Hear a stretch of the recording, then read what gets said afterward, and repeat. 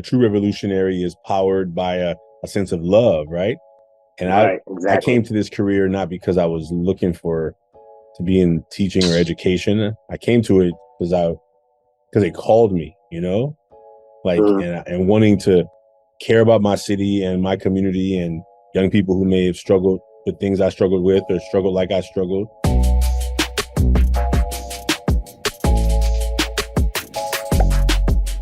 My name is Ashanti, and welcome to the Taking Off the Mask podcast, a space where men get real. Men of all ages and backgrounds come to this space to own and discuss how they present themselves to the world. In our work, the front of the mask are the things that we gladly let the world see, and the back of the mask are qualities and characteristics that we don't usually let people see. Ask yourself right now, what would go on my mask? What are some things that I'm talking about a lot, and what are some things that I probably should be, but I'm not? Sharing his mask today is Tyrone Dangerfield. Really beautifully in his bio, he writes, "I'm a father first." He's a director, he's a creator, he's a brother, he's a son, but he is really excited in his role as a father. So one thing that he talked about in this conversation about his absolute joy of being a father. And his oldest son is 27 and his youngest son is 5. But what he's learned is that he learned some things raising his older son that he is making up for as he raises his second son. He's originally from Oakland, California. Now he does his work in Atlanta, Georgia.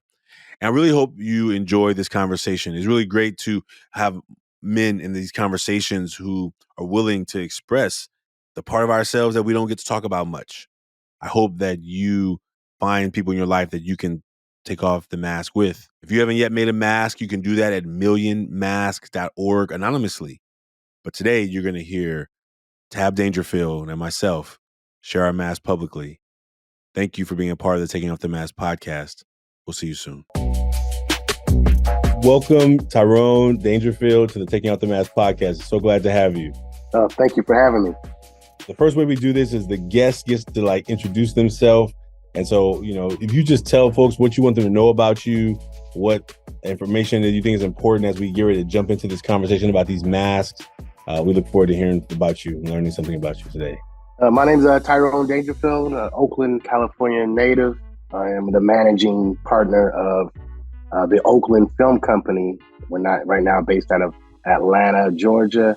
A film called The Broken Rose won 12 awards in the film festival circuit. And I also have a new series that I was a showrunner on. I'm just a boy from East Oakland who is following his dreams, I'm also from Oakland, so glad to have another fellow Oaklander on the show. And who knows, what high school did you go to? Well, I went to Tech, and then I went to Street Academy. At the time, it was called. I think they slightly changed the name now. It was Grant High School. Yeah, that's where I went. So yeah, and then I dropped out because I got into some trouble. Hey, well, maybe we already jump into the mask already. Maybe that's how we do it, right? That's how it starts, right? It's like the real deal, the real story is the behind the scenes, right? And so, right on. Well, I mean, thank you for sharing that. Thank you for sharing that, and I look forward to we have a lot of right here in Oakland. We were trying to connect to as many connections and resources as possible. We're definitely with young people, with teachers, educators, and people from Oakland who have a heart for Oakland. Have a heart for kids in our communities, right, and all over. Exactly. How about we do this? As the guest, you get to decide who goes first. So either you want to do the mask first, or you want me to do it first, and then we'll just share. We'll start with the front, and then we'll go to the back. But you get to decide who goes first. You go first, so I can see here. Really. So I can see how it goes. Okay, all right. Well, I've been doing my best to I was gonna make it yesterday, and I was like, well, what if tomorrow something happens? And I'm just so I'm in the present moment of how this mask is showing up. It's showing up in lots of ways. So I'm gonna show you what it looks like right now. And so the front of the mask, I'll show you this. This is the mask I drew today, and the words I wrote today are serious, hardworking, funny, and caring. And I think sometimes these are similar words that I've used before, but I think right now I added caring. You see, I usually only do 3. I added caring at the end because sometimes I leave that one out, even though I think all that I do is all rooted in this idea of caring for my community, caring for younger me, like Mm-hmm. who sometimes didn't feel like was cared for. And so, Mm-hmm. but oftentimes when serious and hardworking comes out, it doesn't look like it's caring, even though the Mm-hmm. root of it is, right? Even though the root of like being serious is because this is important to me. Hard working so hard, like is because it's important to me. And I think funny when it lands at the back of serious and hard working, it almost seems sometimes sarcastic or as a secondary, right? Like I love to laugh, Mm-hmm. but Mm-hmm. when it's time to get to business, like I'm not really smiling a lot, you know? Like, Mm-hmm. Mm-hmm. and it may be Yeah. hard for people to feel the caring, even though I know that all the sacrifices I think I've made have been at the root. Like Che Guevara said, like a true revolutionary is powered by a sense of love, right? And Right. I Exactly. came to this career not because I was looking for to be in teaching or education. I came to it because it called me, you know, like Mm-hmm. and wanting to care about my city and my community and young people who may have struggled with things I struggled with or struggled like I struggled. And I never used love before on the front. Actually, it's interesting, right? Because I think that that's interesting. Well, I've never written love on the front. That's something that I show, even though I think through the hard work and through the seriousness, I'm showing love to my community. And I think love looks Mm-hmm. different, you know? It looks Mm-hmm. different in different places. So I think I'm hoping people sense that they can't that there's a root in that, but I Mm-hmm. actually have never written that. Caring is actually even a new one. I think in the last year, one of our guests wrote caring, and I'm like, oh, you know what? I'm caring, aren't I? Right? Although maybe maybe it just gets hidden behind a lot of times because I'm always serious, you know. And Yeah. yeah, that's a front. The front of my mask today.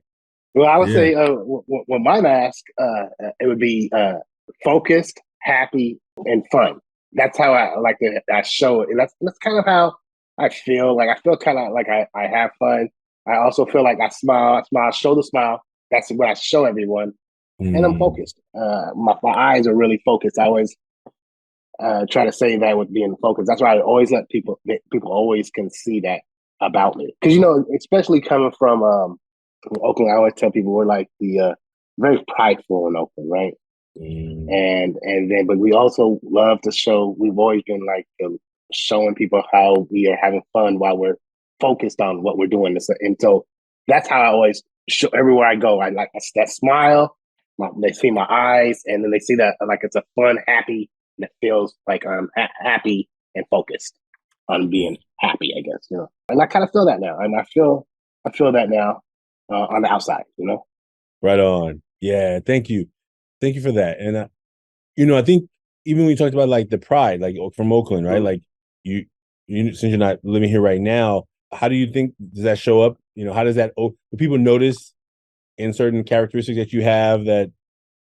I mean, I think there's every city has their own like unique style, right? But Yeah, dealing with different people, traveling this country. I mean, domestically, I have to travel a lot, so and you get to go to these different places. Atlanta is one in unique. People can also automatically tell them they know them from California, and they almost know them from Oakland because he's like none but Oakland people down here, California people down here. So, but there's something about I don't know what it is, but they say something the way we carry ourselves. There's a certain way that they can tell. It's kind of laid back, but we're about doing things, and they always talk about how we speak to them and how we bring their guards down. So that's something I tell people can always say. Are you from there? I've had it a few times, and it's usually for people that have roots in the Bay Area, so some form, Oakland or San Francisco or Vallejo or wherever they're yeah, from. yeah. But it's mostly people you'll get from the Bay Area. It's a lot of Oakland Okay. people. We're everywhere, and Yeah. it's like like some little small gang of people that I mean, imagine that, as the Bay Area continues to get more expensive and harder to live, I think people are also sadly feeling displaced, right? Feeling like, hmm oh, I better go somewhere else where I can at least maybe have a home or at least hmm not have all of my money go into the home, right? So then I can have at exactly. least a life outside of the house, right? Otherwise, I bought the house, now I got to stay in it because I ain't got nothing else to go nowhere else, And I think that Yes. people are experiencing that here, right? And I think the benefits of the Silicon Valley and the tech boom also created the other side of it, right? The overpriced real estate, the people who can't live in the homes, or people who have made, decisions that were not very thoughtful in the moment. Their eyes got shiny and they saw jewels and gems and cars, and they were like, "Oh, yeah, Grandma won't care. She kept this house for us so we can do what we want." And then after 3 months, you realize you can't get nothing else anywhere else like that, right? And just knowing that that's just the sad state of situations we experience.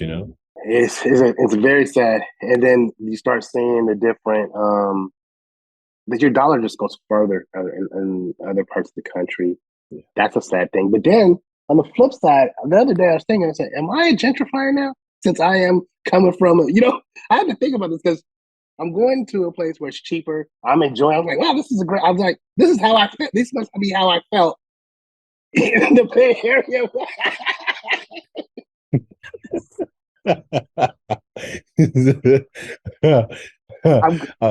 We're coming to my friends. He's getting a house built. Like we would never be able to get a house built in California at the prices that he's getting his house built. He's getting like his 5-bedroom home built for less than $500,000. You can't even buy a 1-bedroom home in the Bay Area for that. So and you're getting, it's like 4-car garage and all this stuff. People are getting built. It's like, wow, we're doing this with the money that we made in California. But we're coming to this other, and now these people who are the locals here, because I always talk about that Atlanta people can't drive and this and that. And they're like, it's all you outsiders. I said, wow. I said, wow, look at who am I? Right? So I just to think about that, how the outsiders feel about people coming into their place. And I was like, now I can see it now, how it is. And have I become the thing that I despised? Right? Wow. I mean, what a powerful thought, right? A powerful concept of but I think, I wonder, I wonder, when you think about the term gentrification, right? Do the people who are doing it know they're doing it, right? Like, do they know? Like, I don't know. I don't have an answer for this. This is not a the Economist kind of like, this is more like a conversation. Like, do they know? But I mentioned there's a difference between when you go and buy somebody's house off this chopping block and then say, hey, you got to move out. It's different when you're building your own. You say, hey, we bought some land. Like, I wonder if that's, kind of like, when families began to move out west and they were like, we found some place, we found a spot, right? And then, Oakland used to have all these, Victorians in West Oakland, and you go down there now and you're like, what the heck is all this Art Deco architecture digest? What is this? What is this thing that they just built right here? It's like in between two Victorians. It's like some kind of like, you almost feel like you're like, you've like left 2 different centuries, That's what's happening in Atlanta right now. Is there's modern homes being built in these neighborhoods with one single story home. There's one nice house on the whole block. This little cul-de-sac, and you have all these homes that are decrepit and falling apart. So then it's like I was thinking about. So I get it now. I look at it. I'm like, wow, capitalism. Wow, what has it done to everyone? Yeah. So I didn't think about it. It's like, no, we're going buying up property because it's cheap. People are going out and they're flipping it, doing the same thing they were doing to the Bay Area. So I'm looking at it from a different perspective. Now I have to be more accountable for it. It's like, wow, now I'm doing some things to try to help Atlanta as well. And now I'm wondering, are people doing that? Like, I'm gonna help Atlanta do it. I based my business. We relocated and formed it. It's a Georgia-based company now. Still keeping our Oakland name because, like I said, Oakland people are still prideful. I want to take the Oakland everywhere we go. Yeah. And then I'm gonna try to join the Black Entertainment Economic Council to try to help get some funding for people of color. We can get a bigger slice of the pie. So it's like and this is going to benefit people from Georgia. So try to do something to balance it out because there's a lot of benefits coming from one of the most expensive places to live in the country and coming to a place where now it's starting to rise, but it's still nothing compared to the Bay Area. Still, the gas price is still half the price. So I was in Jackson, Mississippi last week doing some workshops, and I literally had to take a picture of the gas station. I was like, that is not real. That is not right. No one's gonna believe that I saw this. I don't remember what it was. I think my brain was like in denial that I really saw it. So I took the picture and I'm like, I wiped it out. But it was like, Right. there's no way I've seen that number in the last 5, 7 years. I don't know what number it was. I just remember being shocked. I'm like, fumbling my Mm-hmm. camera. But yeah, a whole nother world, right? A whole Yes. another world. And I think in that same situation, I think, and I'll say this before I jump into the back of the mask, I was speaking to some youth there, right? I was speaking to youth Uh, and like 5 schools. And because I had seen what I saw in the city, what I had seen, like those homes you said they're just kind of like worn mm-hmm. down and like literally the homes that are like broken in half, literally. Like there's only half of the house there, right? You almost just Mm-hmm. like, I mean, I grew up in Oakland, but I didn't grow up with that. I grew up with a lot of stuff, a lot of Mm-hmm. drugs and violence and a Mm-hmm. lot of Mm-hmm. crack epidemic and things, but I didn't see that kind of stuff, growing up, right? And how, I mean, I think what I did see was sometimes a bunch of broken down apartments, but they were kind of intact, right? But I think it was a different kind of Mm-hmm. thing. And I think when I go to these places, I want to inspire hope in the young people, but also I want to like not paint a picture that is so far from what they have seen, except what they've seen in Mm-hmm. newspaper and magazines or in their phones, but also that, yeah, I want to oversimplify it, right? I want to oversimplify the struggle that it may take to get through what you're going through, right? To get through what you have seen, to get through the day-to-day challenges that maybe face you or your family or your community. And I think it was an interesting moment for me to say, when I grew up poor in Oakland, right? Some of the communities I was driven through when I was going to these schools, I was like, I didn't grow up in a community like this, right? And Mm-hmm. am I oversimplifying what poor felt like to me or what I saw? And I think it was like a wake up call to really just be more empathetic and be more, not just be like, work hard and it'll be better, right? Like it would be like, Mm-hmm. the tough times are tough times for a reason. They're called tough times, right? They're the struggles we deal with, And Right. so, man, I think we could keep going, but I want to jump into the back. This is the back of the mask, Yeah. Yeah. the Yeah. and the back of Mm-hmm. the mask. For those out there who listen, the front of the mask are things we gladly let people see, and now the back of the Mm-hmm. mask are things that we don't usually talk about or we don't let people see. And Mm-hmm. so I have a new word on here that I have not written before, but I'm going to start with the first three. First three are, that says free. And I tried to write. I don't know. That's interesting. Free. I wrote free. And I was actually trying to write fear. Fear. Oh. Fear, stress, worry. Free. Interesting. And maybe because, I don't know, interesting. Maybe subconsciously I wrote free, that I don't often feel like sometimes I have broken free from all of these chains that I feel like have held me back. But the last one I wrote, which is the new word, and I'm gonna think about that free one for where I wrote, I'm Mm-hmm. awesome. I was a part of this program, this coaching program, and one of the leaders who was on the podcast named DDA, he talked about this idea of our dopeness, right? Like to be proud of your dopeness or your uniqueness. And I think I grew up in a place in a city, as you know, but you couldn't brag on yourself. I mean, in my community where I grew up, Yeah. in Yeah. East Oakland, it was like, who you think you are? You think you're special? You think you're better than us? You think it was Right. almost like you Right. didn't have permission to ever say positive things about yourself, right? Right. Right. Right. Plenty of people will talk down to you or talk bad about you, your shoes, your clothes, your whatever. But there was not a lot of people like giving positive affirmations in the Mm-hmm. community. And so to talk good Mm-hmm. about yourself would almost be like, you call me a liar? I just told you that you're Right. nothing, and now you're gonna tell me Right. you're something. And it's almost like a fight always waiting to happen to be anything where you say I'm awesome, like I'm amazing, I'm a good person, I'm a nice person, I'm kind, I'm caring, I'm Mm-hmm. loving, Mm-hmm. I'm not trying to hurt nobody, I'm not trying to take from anybody. And I think Mm-hmm. I've never written this word on the back, but I think it goes to this idea of like, why do I have a hard time giving myself that kind of credit? Why is that not my default? My default is not. I think I feel like awkward when I hear people who speak boldly about their brilliance, Mm-hmm. because I didn't feel permission. I didn't feel I had permission to do it growing up. Mm-hmm. Mm-hmm.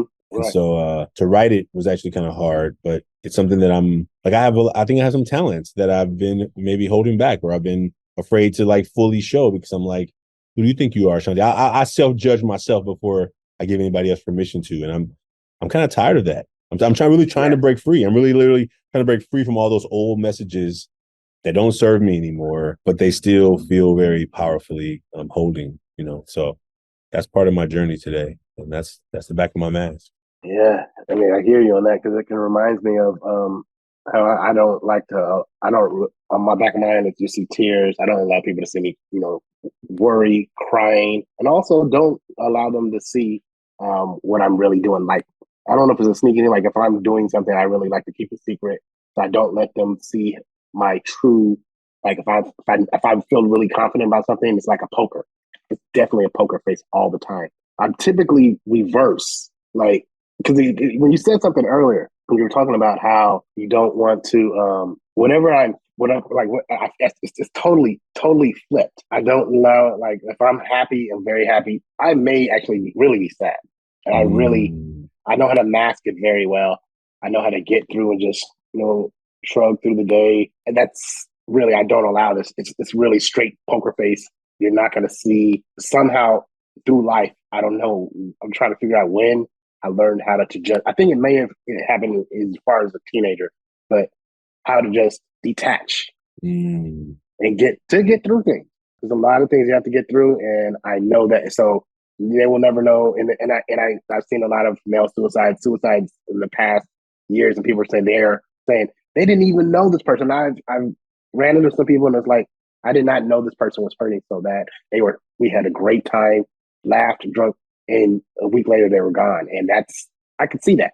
I understand, whether or not I'm not at that point, but I can understand the mindset because you're so, and no one will know. And they think, oh yeah, you're doing great. And I think as a creator, I can create some great things during those times as well. So, and I think that's actually what helps me get through a lot of things is I've been blessed with the talent to be able to write and create and be and to get paid from it and to live in a creative world. And so all my stress, I can just put it on screen. I can put it on paper. Not everybody has that outlet. Not everybody has that gift, but I do. So I recognized that a long time ago. And it's like, wow, you got some great stuff. Yeah, it's because I'm a lot of pain inside. I've seen a lot of things, so I don't allow people to see. It's very rare they'll see the tears or, it's just, toughen up. And I definitely, I have kids, and then my youngest son, I don't ever want him to, so he will, I can be in a lot of pain. He will not see those tears come in. And I don't know whether it's healthy or not. That's how I've been able to get through things. Cry by yourself. Yeah, thank you for mentioning that. What's your son's name? Ronald. My youngest son is Ronald. I have an old son and young son. I started young. Okay. My oldest son is 27. He'll be 28. And my other son, my youngest son, he just turned 5 a couple days ago.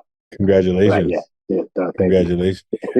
Like, just knowing that the difference between what you said, like what you're trying to do for him, like you keep the emotions put away from him. Like, were you like that also with your oldest? I was much different. I'm much more patient. I think the blessing is being able to understand and recognize my oldest son. Actually, I try to, just always, your man's supposed to do this and that. It's all this blubber. It's like, I wish I had be where I'm at now with my oldest son, but I am who I am, and we still love each other. It's just the fact that I didn't know anything about. I was a teenage father. I didn't know anything about being a man. My father died before when I was young, so I didn't know any other way. So I thought everything that you learn, and you're like, this is how it is. We didn't communicate as much. He has a much more better communication style with his mother than me. And I know that's because they have a lot of conversations I wasn't willing to have. I'm like, I'm not going to talk about that. This is, we're men. We need to do this, right? My youngest son, I spend much more patient. He's only 5, but kids are very, very in tune with your feelings. They can tell you when something's wrong. He tells me very in tune with their feelings. So I'm encouraging him to be, to speak about how you feel. Let's talk about it. Let's talk about things. I don't want him to have to grow up with some of the stuff that I did. I don't want him to have to grow up with not being able to have to repress your own feelings. Let's talk about it. Oh man, I got goosebumps there. Thank you for doing that. Right. Thank you for coming to the realization of, like, because I think, I've seen plenty of fathers who don't come to the realization, and they still operate on that. Suck it up. I don't want to hear about it, man. Right. All the things that they probably may have been taught or that they picked up along the way. Right. And I think it has a way of passing itself down. Right. Sometimes it passes down through the genetic things, and sometimes it passes down through the nurturing things. Right. Like, oh, okay, we can't talk about that kind of stuff. Okay, so I keep it to myself. Okay, but what if I really got to talk about it? Well, I don't talk about it, so I numb it. I numb it, and I put it. And then when I start numbing it, then what happens? Well, hopefully I can come back if I don't go all the way to the bottom, right? And I think so many of our young people, definitely what we see in Oakland, so it's easy access to marijuana, and people are eating it in eating gummies and cookies right Yeah. before school, and Right. you're Right. like, dude, Right. are you even awake? Are you even here? Right. You're not even here right now. Where are you? And you're just like, And you're numbing. that's You're all they're so, looking. They're looking for escape. yeah. And I imagine how often people look for the escape, and then they've escaped their life so much that they've created a life they don't even recognize, and then they're like, what? How'd I end up here? Right? Because they were not present. They were in a different mindset, bodies. And I think that's what I see, and I see a lot of young people. I had a young man who I was just recently talking with, having a lot of challenge with his mom. His mom and dad are not together, but he feels this disconnect from mom, like that. That she doesn't really love him. And I think this feeling of that creates this pressure on him to be like I'm a good kid. Like why don't I get the love that I should get? And how do you? And I don't have a way. I don't have an answer for that, right? I'm just like, well, brother, I just want you to know that I'm here for you. I wish it was better for you too. I wish you could have it the way you wanted it, but I just want you to know that until something gets better on that end, I want you just to know that you deserve it. You deserve, right? And I think how many young men out there who don't have anybody who ever comes along to help them when they're in this stuck mode? Yeah, there's a lot of them. There's a lot of times they don't. And then I also know as the elders or the older person, they have that patience because kids are going to come around when they come around. And you just got to stand there and just not throw it in their face that they weren't ready to speak at the time you wanted to speak. I think that happens a lot with people. Like they're going to come around. At some point, they will. In most cases, if you keep on just be there and be there the best way you can. Don't try to force yourself on it. It's like, and that's what happens with communication with people. It's like sometimes you just gotta allow these people to communicate, and that's what I've learned. I mentor a lot of younger, like I have a writing team. They're all younger, and one of them really. I have one of my writers. We were on set, we were on a film set, and I said, I like I kind of shut her down. I had she really brought me back. She goes, every time I'm trying to talk to you, you tell me this to eat it up right now. And I said, let me scale it back. I have to remember. And I try to take this as as a leader, you have to understand. So I said, okay, great, let's go ahead and talk. And I forgot. I was like, it was on me. And I'm learning this and I'm continuing to evolve.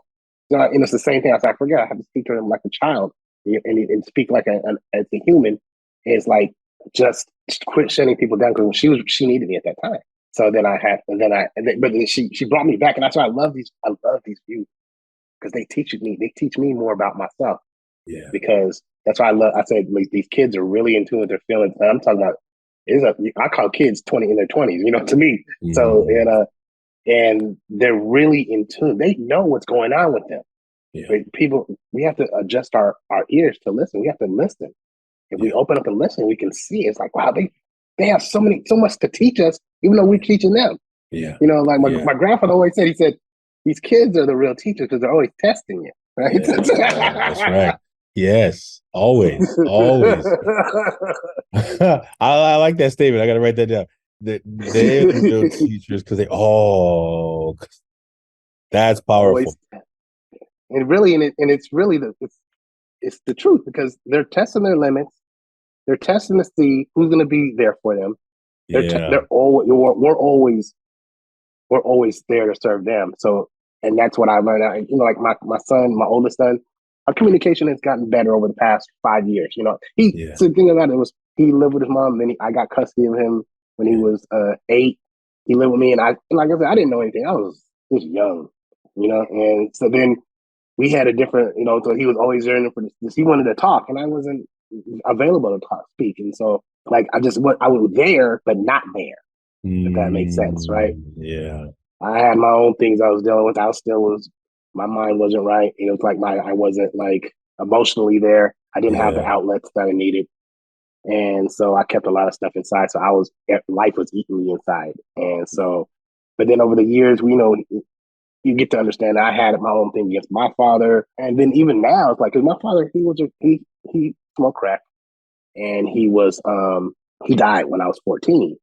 But I had a lot of unresolved things, and I always felt that he was. But as I grow older and understand addiction, I understand I have a much more sympathy and empathy for the fact that an addict can't control themselves. So it's me growing older. So then I start understanding, forgiving him, forgiving my father for things that he couldn't control, and then understanding myself and understanding how that impacted me, and understanding how I had to be a better father, even though my son was like especially in the Black community, it's like, you're 18, you got to be a man now, for a man. And understanding, my son was 18, he wasn't ready to be a man. He's still not ready to be a man, yeah.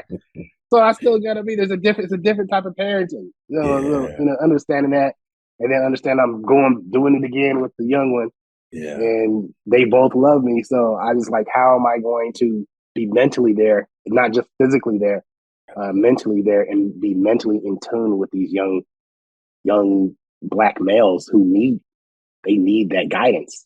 There's enough pain in the world in order, so why can I provide that safe space for them to communicate? That's right. And even more so, like, there's so many other places where they are forced to have to mask up. Like, exactly. Right? If you got to mask up out in the world, you got to mask up at school, you got to mask up on the bus, you got to mask up on the sports field, and you come home and you got to mask up again. It's like, well, where do I ever get to just be? Like, where do I ever just get to be me? And if that doesn't happen, that's what we see in our young people today. They talk about these pandemics, and I think there's a pandemic of dopamine addiction from young people, right? These devices. I love my phone. And I tell young people, I'm gonna talk bad about it, but I love it too. But if you're not careful and you use that as your validation of your worth and and you think that everything you see in there, everybody else is perfect, and you're the only one messed up because everyone just got better masks. Everyone just got shinier, brighter, more expensive masks, but it's all what they're happening behind the scenes is behind the scenes too, right? We just right. And that's what we try to have these conversations about. Like, I guess one question I would have for you, just maybe if you're willing to think about it, is, when you mentioned, your schooling situation, how did you become a good writer? How did you become a person who took this challenging, start, and then turned it into something? Where was that turn? Where did you get on the right track? Well, the talent was always there. It wasn't home, but I had some people that cared. I had some people that cared to look out for me. So it was, of course, it's this way. I didn't even know I was going to be on this path. So when I was at Street Academy, I was just, all my friends were just the wrong kids to hang out with. We were kind of the same, fatherless homes, and we were just trying to be rough and tough, right? It's the 90s too, so there's a lot of ignorance out there. So and then one of my teachers, she entered me into some junior publishers program. I wrote this thing. She told me to write this essay, and I didn't do a good job. I know I didn't. I purposely did not do well because I just wanted to get her off my back, right? So, I somehow got in, and I know she rewrote my stuff. She was my English teacher, and so I got in, and then I went to the junior publishers program, learned how about making books, and with Foghorn Press at the time. I think they don't exist anymore, but we were on the mornings on tour and everything. And I kept like, oh, I like this, and went to LA. My aunt, she was in the movie business, and it didn't work out. It didn't work out for 20 years. Let's just say that, right? And Ben, me and my business partner, we were doing music for a while, and we decided to. I was like, I'm getting too old for this. I don't want to do it anymore. I don't like music. We're like, what do we do? And we decided to write a movie called Broken Roads. We wrote it. It took us a year to write it because we had jobs. I was working, he was working, and we wrote it. And then and then we had to figure out how to make the money. So we had to save up our money. We filmed a movie. We had 30,000 of our own dollars to make this movie, and then it went to awards across the film festival circuit, and we were able to parlay that into a deal with a network called Urban Flix, and we did a series based on one of the characters in a movie called Broken Seeds that's currently airing on Urban Flix TV. Nice. And then we start getting hired. I'm starting to get hired from different projects. I wrote a couple movies. I have 4 projects not even out yet. It's like we just did in the past 6 months. Moved to Atlanta. It's an interesting thing, but thinking about it, I was able to channel these writings and Broken Roads is a very, very heavy, sad film. It's about human trafficking, but then there's this one part of this one character that everyone, all the network people were saying that it was this heat map that they have, that the algorithm that says that people are really interested in this one character. So we wrote a series based on this one character. And it's really just a young black male and how he became in this position. And he has a mask, if you think about it, right? How did he become who he was? And it's really just how good intentions can lead people in the wrong place. And it's, based out of Oakland, but the network, the movie based out of Oakland, of course, there's a couple of Oakland people in there. And those awards helped me get where we're at. And now it's like, now we start getting people to call us up, and I'm doing a lot of writing now, show running, and have a couple of shows that we're currently still writing now. So it's hard writing a TV show, but then I also took some of the elements from the music business and built my own writing team, because in Georgia, they don't have a writers group. Like LA and California, like the things I've learned is we take a lot of things for granted in California that they don't have a writers team. So I have 4 writers who work under me, and we just crank out content as much as we can.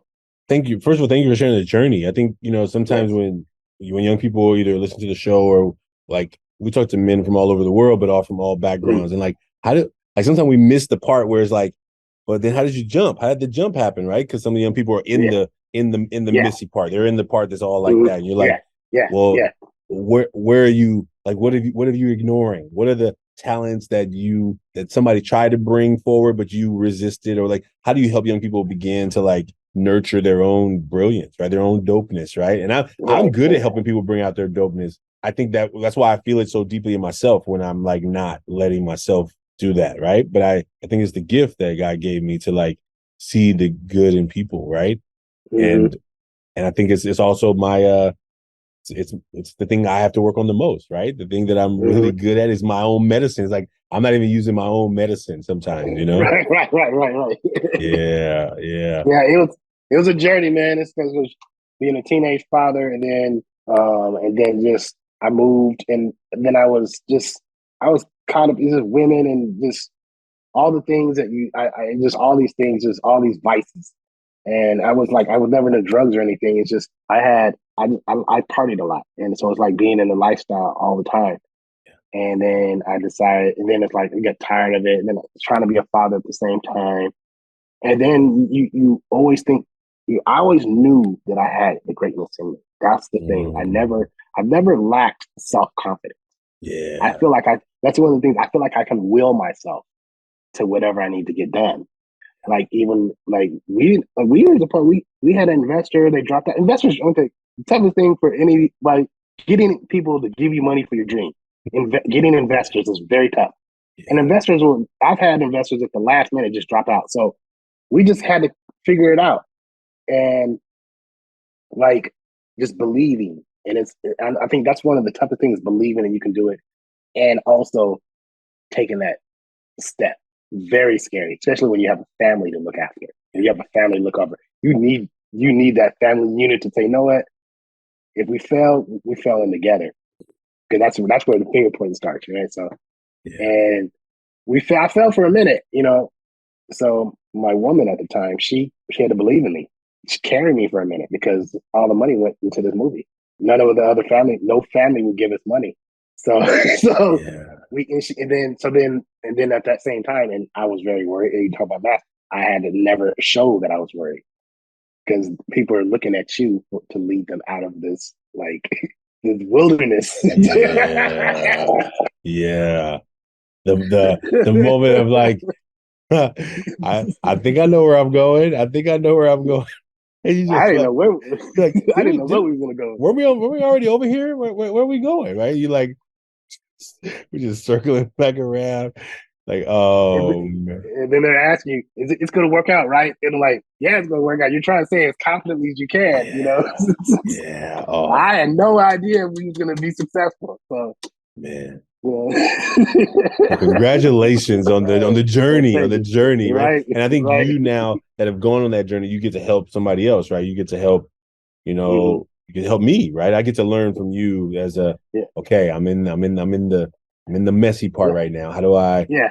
How do I get through this? Okay, we're gonna get through this. Stay the course. Don't give up. Yes. Don't right. Yes. Don't quit. Right. You're close. Right. You're so close. And if you just don't. And I think that's the journey we try and support young people with and understand. Stay the course. Stay the course. As we get ready to close up, just what is a message you have? You have for young people, because I imagine there's young people there where you are now, but even like who are finding themselves in a tough spot. They may be having some academic challenges. They may, well, no one's actually enrolled them into a contest that helps them see that they actually have like. What would you what one sentence, two sentences would you say to a young person who is just like, when is somebody going to come help me through this, or whether they're whatever they're looking for, but they know that there's more, It's kind of too, is one thing I always love, this quote by Winston Churchill said, if you're going through hell, keep going. You don't want to be there. Keep going forward. You stay the course, and also keep on keeping on, because believe it or not, there's always someone who's looking at you in a way that you don't even see yourself. You don't even see yourself. I didn't see that stuff in me. I didn't see anything in me, but someone's seen something in me. And it's still to this day, there's people that believe in me that I don't even know why they believe in me. I can see it like, oh yeah, I did this, but it's like, wow, you really, it's like I question, it's like, you really believe that I'm that great, So you keep on working on yourself. If it doesn't happen today, I've had 20-something year journey at trying to get to where I'm trying to go. I'm still not where I'm at. I need where I want to be. So it's like, just keep on working on yourself, working on whatever you feel like. I know I talk to a lot of young people, and it's a lot of them, they don't know what they're good at. Like, they don't know. And I always think it's just like, just keep on, because there's something in you, and you may not find it until you're 40-something years old. You might not find it till you're 50. But then, because I always go back to my grandfather. Like, my grandfather, he always talk about he was a failure until he was 41. And he had a failed junkyard, failed everything. You're talking about in the 50s and 60s, it was tough being a failure as a black man. It's already tough enough being a black man. And he decided to become a police officer.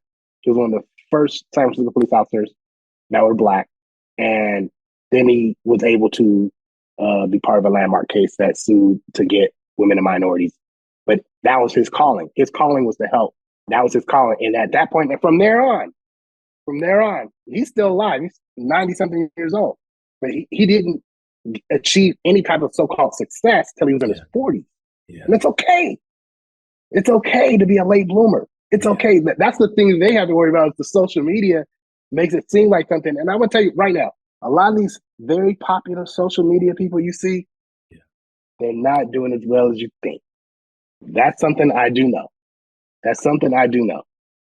I see it, and I see that they are not doing as well as you think. Stay the course. Just stay the course. Keep on going. Brother, I want to tell you, I think we're gonna have to make another episode at some point in the future. Yeah, I've never been to Atlanta, so I'm gonna be coming one day, and we're gonna do some workshops with some youth. We're gonna do some. Yeah, we're gonna find a way. We're gonna find a way to. Oh yeah. To figure out how do we inspire, ignite the fire in your neighborhood. So however our work is trying to like inspire young people to be their full selves. And so thank you for being an example. Will you tell folks how they can find your film, how they can get in touch with you, what projects you have that you want people to check out? Please let them know, and we'll put it in the show notes. Let them know. All right. You can follow me on Instagram, Tab Dangers Dad. So it's TAB like boy, DANGERSDAD, Dad. So Tab Dangers Dad on Instagram. You can follow my company, the Oakland Film Company, anywhere. The Broken Rose is on Amazon. It's on Tubi, wherever. It's and also on Urban Flix TV. We have our Broken Seeds, a new series, a narrative series based on the Broken Rose. It's on Urban Flix TV. You can see it there. We do have a movie coming out this Christmas called What Lies Under the Tree, that's coming to BET. I have a movie coming that's called Squatters' Rights. I literally just finished writing the sequel to it for Man Robinson. I think that's going to Peacock. So Squatters' Rights is this fun thriller, great action. Squatters' Rights 2, I don't know when that's going to come out, but like there's a few projects and there's a couple other projects I can't say because of the NDA. So, but they're coming. And also my cousin, he writes for Netflix, is Troy Dangerfield, and he writes on The Witcher. I just like to say that because there's not a lot of Black writers in Hollywood, and he's writing on one of the biggest shows on Netflix, The Witcher. He writes on both The Witcher and The Witcher Origins. Nice. All right, we'll share all these in the show notes, folks. Tyrone, thank you, brother. Congratulations on where the journey's taking you. I look forward to connecting again. And thanks for being willing to share your mask with all the folks out here today. Yeah, thank you for having me. Yeah. Folks, look, Tyrone and I, we shared our mask publicly, but you don't have to do that. You can do it anonymously at millionmask.org. Make your mask. And maybe if you feel inspired, share it with somebody you love or you care about or cares about you. And don't keep it to yourself. Stay the course. Don't give up. You got this. And there's more to you than anybody can see by looking at you. Tyrone, again, thanks for being with us today. And folks, thank you for being a part of the Taking Off the Mask podcast. We'll see you soon. Bye now, everybody. All right. Bye-bye. Taking Off the Mask podcast is produced by Ryan Louie and graphics by Kelly Wong. Guests are managed by Dan Paloma, and the podcast is edited by Samuel Matingo. We'd like to thank everyone who's been a part of the creation of this podcast, and for every guest that has been a part of the show, you are now a part of the Taking Off the Mask family. The Taking Off the Mask podcast is brought to you by the Ever Forward Club, and if you like what you've heard today, please subscribe, write a 5-star review, and share this with someone. We look forward to having more conversations that matter. And please remember, there is more to you than anybody can see by just looking at you.